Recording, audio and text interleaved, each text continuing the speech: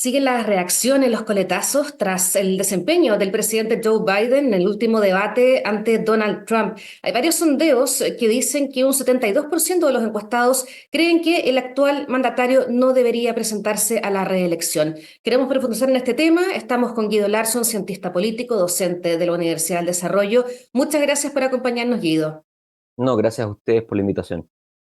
Bueno, me imagino que has seguido bien de cerca todo lo que ha pasado, todas las reacciones, los memes incluso, tras este debate, una campaña del presidente Biden que estrenó un nuevo anuncio televisivo y digital en las últimas horas, donde defiende su fortaleza para seguir gobernando Estados Unidos. Y es justamente ese uno de los puntos a discutir, la fortaleza del presidente Biden hoy en día.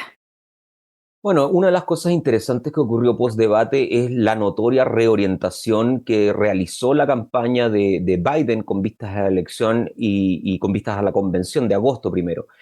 Hasta antes del debate, toda la discusión estaba dada en tratar de combatir las preconcepciones que existían sobre Biden, ¿no? Combatir su falta de energía, combatir su falta de coherencia, combatir su vejez.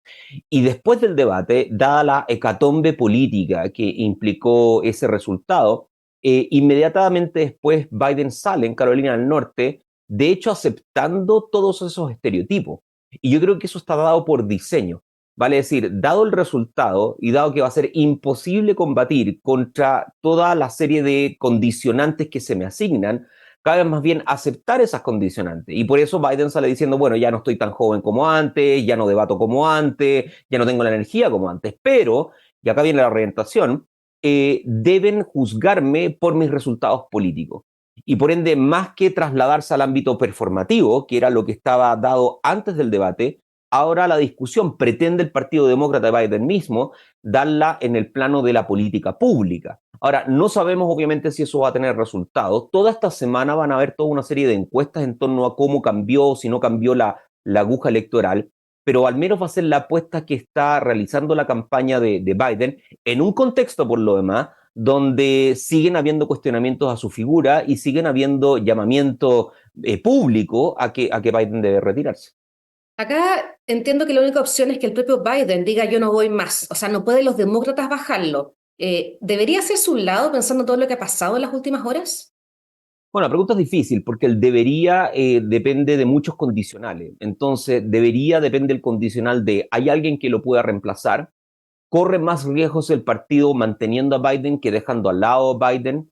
¿Cuál es la ganancia electoral que un potencial reemplazante de Biden puede entregar? ¿Y cuál es el grado de conflicto que el partido entraría en caso de entrar en esa línea, ¿no es cierto?, de debate. Sin ir más allá, por lo demás, está toda la discusión en torno al precedente. Esto sería algo que nunca ha existido en la historia de los Estados Unidos. Nunca se ha dado que un presidente que ya ha sido nominado finalmente ponga su candidatura. Es cierto que han habido 3 presidentes en ejercicio que decidieron no correr, pero eso es distinto, obviamente, de que ya haber ganado la nominación y donde, por otra cosa, que esto es muy importante, ya hay delegados que legalmente están comprometidos a entregarle su voto. Entonces también hay una tensión de orden legal y judicial potencial en el cual se podría incurrir en caso de sacar a Biden al lado. Pero yo creo que el principal problema es político. No hay consenso dentro del Partido Demócrata en quién lo pueda reemplazar. No se sabe, se cae en un escenario de completa incertidumbre en términos de conflictos potenciales en los cuales el Partido Demócrata podría caer, si es que eso ocurre. Y también está obviamente el tema del tiempo, porque una cosa que es importante, no es que el candidato deba estar listo para el 19 de agosto, que es cuando se desarrolla la Convención Nacional Demócrata, sino que debe estar listo antes, particularmente por lo que ocurre en Ohio, donde tienen una ley que dice de que la papeleta presidencial debe tener los nombres 90 días antes de la elección. Y si es que se espera hasta la convención, simplemente no alcanza. Entonces, los tiempos están muy ajustados para una operación política de tal envergadura. Y por eso yo desde el inicio de la discusión post-debate he sido de la impresión de que es muy improbable que Biden salga de campaña. Bueno, y justamente han sonado muchos nombres con bastante fuerza post-debate. Uno, el de la vicepresidenta de Estados Unidos, Kamala Harris, pero claro, ella tiene peores índices de popularidad que el propio presidente, y también el de Michelle Obama, la mujer de Barack Obama. ¿Qué posibilidades hay de que esos nombres tomen más fuerza y justamente entren a la competencia? Claro, enfrenta toda la mecánica de este escenario de supuesto reemplazo, que vuelvo a insistir, yo creo que es improbable. Siempre flotan muchos nombres. Yo creo que el nombre de Michelle Obama es una cuestión, uno lo ha visto con otras oportunidades, yo creo que no tiene ningún tipo de fundamento empírico ni político, es simplemente flotar el nombre debido a que el apellido Obama suena muy bien y la ex primera dama tiene buenas tasas de aprobación, pero creo que es imposible pensar un escenario así. Desde el punto de vista de la cadena de mando, efectivamente Kamala Harris debiera ser el nombre que Biden designe en caso de que él se retire de campaña, pero como tú bien dices, tiene tasas de desaprobación más altas que incluso el propio Biden, pero yo creo que sería la única figura de cierto consenso, sobre todo si uno se pone en la premisa que Biden la designe deliberadamente a ella, como sucesora. Se ha flotado el nombre de Gavin Newsom, el gobernador de California, una persona con una oratoria y una retórica extrema, con un perfil, es una especie como de Richard Gere de la política del Partido Demócrata. También de Gretchen, la gobernadora de Michigan, se me da en este momento el apellido. También Josh Shapiro, el gobernador de Pensilvania. Pero todos estos nombres, la verdad es que no tienen consenso. Son gobernadores en ejercicio, significarían que el partido entra en una especie de mini guerra civil dependiendo de a quién se apoya, a quién no.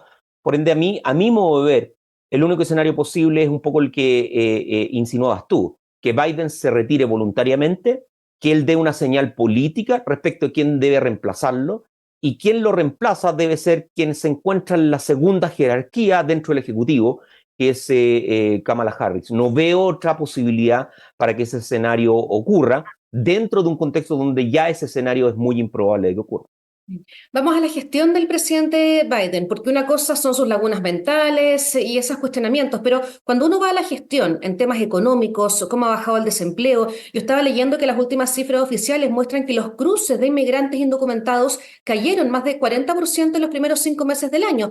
¿Podríamos decir, Guido, que ha sido una buena gestión?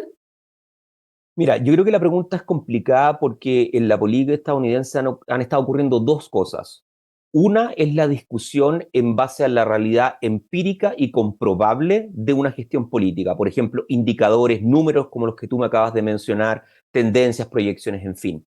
Y otra es la narrativa política, que aparentemente debieran coincidir, pero uno ha dado cuenta de que son realmente mundos que se encuentran en tensión. Y una de las cosas más llamativas de ello es que si bien es cierto, Biden ha mejorado desde el punto de vista de la comparación con el gobierno anterior y con años anteriores, respecto, por ejemplo, de tasa de inflación y proyección de crecimiento económico, lo cierto es que para los norteamericanos los principales problemas siguen siendo esos dos. Entonces ahí hay un debate en torno a cómo se explica de que habiendo tenido mejoras en la inflación y mejores perspectivas de crecimiento económico, sigan siendo esos problemas. Y eso ocurre porque no hay que olvidar de que esto está sucediendo en un contexto de campaña donde uno tiene un candidato, Donald Trump, y un partido, el Partido Republicano, que se han encargado de tratar de fomentar otro tipo de narrativa, que la vimos de hecho en el debate, que Estados Unidos está extraordinariamente mal, que la inflación está disparada, que la tendencia económica va a la baja, de que si uno compara el pasado glorioso estadounidense, hoy día estamos hablando básicamente de un escenario, como lo tildan, prácticamente apocalíptico, de que la migración no se detiene, de que quienes entran a Estados Unidos son violadores, son saqueadores, son homicidas, etcétera, etcétera, etcétera.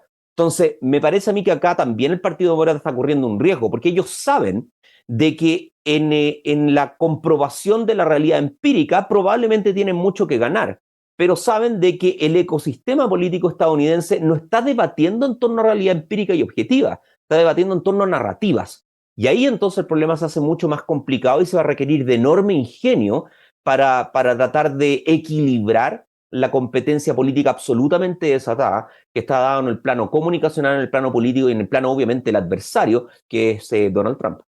Vamos al adversario. Ya estuvimos hablando de Joe Biden, de lo complejo que está haciendo para los demócratas ver qué decisión se toma, pero al otro lado está Donald Trump, 78 años, republicano, polémico. Ayer tuvo un triunfo en un tribunal, ya estaremos hablando de eso, pero una figura que, viéndolo en el debate, dijo una serie de falsedades bien llamativo. ¿Cómo ves que sea nuevamente Donald Trump el candidato de los republicanos? Bueno, una es la pregunta por la causa, ¿no? Y yo creo que la causa obedece a tendencias de largo plazo en el plano de la política, que probablemente nos tomaría mucho tiempo en describir con exhaustividad. Pero yo creo que ocurre por dos cosas. Uno, porque el Partido Republicano durante mucho tiempo no tomó en consideración toda la serie de agravios que tenía una población asociada con el segmento fundamentalmente rural, blanco, poco educado, y que año tras año entregaba al partido toda una serie de demandas que el partido simplemente no recogía. El resultado de eso es entonces que ese segmento se vuelca a alternativas. La alternativa inicialmente se encontró en el Tea Party, que es un movimiento dentro del Partido Republicano que emerge en el año 2008, y luego en Outsiders, que aparentemente sí recogían el repertorio de demanda de este segmento de la población. Yo creo que eso es lo que lleva inicialmente a Donald Trump a ser candidato. Sale electo, en parte por la desconfianza que a la población estadounidense y particularmente a la población que votaba por el Partido Republicano le generaban algunos de los líderes tradicionales dentro del partido. Y una vez dentro, yo creo que hay un tema asociado lisa y llanamente con el poder. Vale decir, Donald Trump entrega su capital y su nombre y eso hace de que el partido crezca desde el punto de vista electoral. Es cierto que en la última campaña por la Cámara tienen una derrota más o menos estrepitosa, pero el trumpismo comienza entonces a penetrar las huestes del partido. Y hoy día creo yo que no cabe ninguna duda dos cosas. Uno, que Donald Trump es el líder indiscutido del Partido Republicano, no hay nadie que ni por cerca le pueda hacer competencia. Y número dos, que hay una especie de sinonimia entre el trumpismo como movimiento desarticulado, un tanto desorganizado, pero que sí tiene como líder al propio Donald Trump, y el Partido Republicano en cuanto tal. Entonces, no hay mayor diferencia hoy día entre el trumpismo y el Partido Republicano, y eso explica, creo yo, que Donald Trump sea el candidato y que más aún estemos en una condición en la cual pueda ser previsible la posibilidad de instalación de una dinastía, que ya se intentó sin mayores resultados con el gobierno anterior, donde la hija de Donald Trump trató de ingresar a la política, el yerno de Donald Trump intentó ingresar a la política, los hijos de Donald Trump rodeaban finalmente a su círculo cercano, etcétera. Y yo creo que eso está pronto a ocurrir, o que es al menos probable de que ocurra en un potencial segundo gobierno de Donald Trump. Bueno, comentábamos que justamente en las últimas horas el Tribunal Supremo de Estados Unidos falló que Trump tiene derecho a la inmunidad absoluta dentro de su autoridad constitucional, aunque no en los actos no oficiales. ¿Es un punto a favor para el expresidente? Sí, sin duda. Yo haría un matiz en el sentido que la Corte Suprema también dice de que hay una resolución que van a ver los tribunales menores, particularmente en términos de diferenciar, bueno, qué es lo que constituye entonces un acto oficial. Porque es cierto, dan ese panorama más bien generalizado.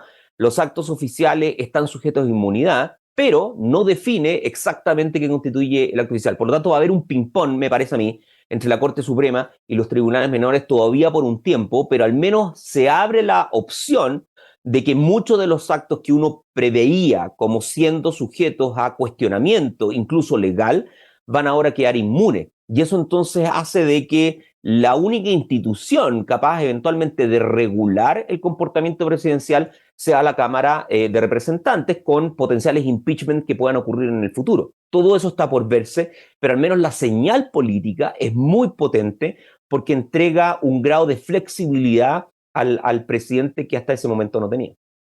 Estamos con guerra en Ucrania, Franja de Gaza. ¿Qué podría significar a nivel mundial la llegada del presidente Trump o el regreso a la Casa Blanca?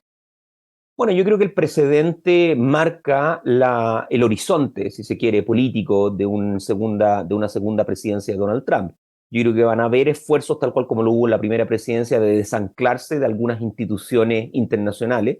Donald Trump ha dicho que volverá a insistir con la salida de Estados Unidos de la OTAN. Eso desde el punto de vista tal vez del análisis estratégico, del análisis geopolítico, es una bomba de racimo sobre toda Europa. Donald Trump ha dicho de que no tiene mayor interés en seguir apoyando la guerra en Ucrania, lo que entrega una especie de libertad de operaciones para la Federación Rusa. Dice al mismo tiempo que él es capaz de negociar una salida rápida con Putin, todo eso está por verse, pero me parece a mí de que Donald Trump es más que nada un síntoma de un proceso de más largo aliento, de reorientación, de fragmentación de la política internacional como un todo. Es decir, no es que Donald Trump sea el responsable de que Estados Unidos vaya a salirse simplemente de sus compromisos internacionales, sino que es en realidad una cara visible, si se quiere, de los problemas que ha tenido Estados Unidos durante las últimas 2 décadas y que han llevado a que el mundo en este mismo momento se esté reconfigurando y se esté reorientando, y en donde Estados Unidos, con el paso del tiempo, probablemente va a tener un grado menor de responsabilidad, un grado menor de influencia, y finalmente empezar la larga y dolorosa caída de superpotencia mundial. Mm. Se vienen meses súper intensos ahí en Estados Unidos, los estaremos siguiendo muy de cerca. Muchas gracias, Guido Larson, por habernos acompañado en esta conversación. No, gracias, el gusto es mío y que tengan una buena jornada. Igualmente. Y todos ustedes invitados a seguir aquí con nosotros en emol.com.